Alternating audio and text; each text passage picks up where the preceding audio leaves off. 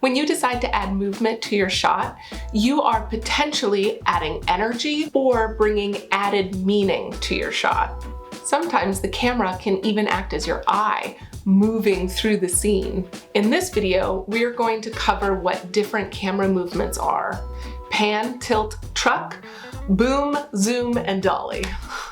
If this is your first video of mine, then welcome. My name is Adrienne. I make videos on video production and editing. A pan is when your camera stays on your tripod and swivels either right to left or left to right. Pans do tend to work best when they are motivated by your subject actually moving through the space.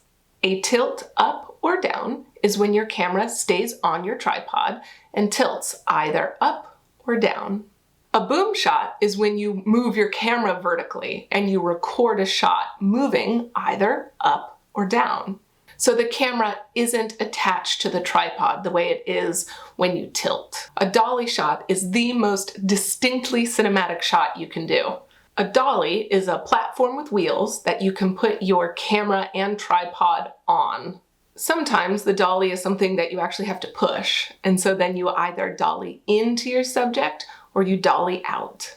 If your camera is on a dolly, but it's moving laterally, it's called trucking. So you truck left or you truck right. Now, you don't necessarily need a dolly in order to accomplish a dolly or a trucking shot. You can go handheld, you can use a gimbal, or you could even use a slider.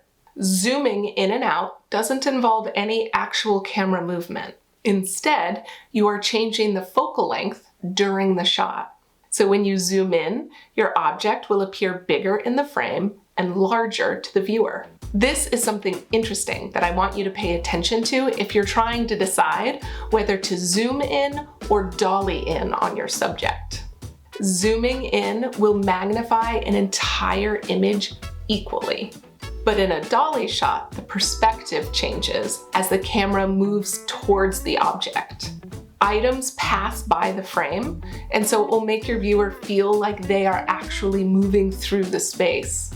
A dolly shot will create a real sense of depth, whereas a zoom will really flatten your shot. That's it from me. Give this video a thumbs up if you thought it was helpful, and I'll see you in the next one.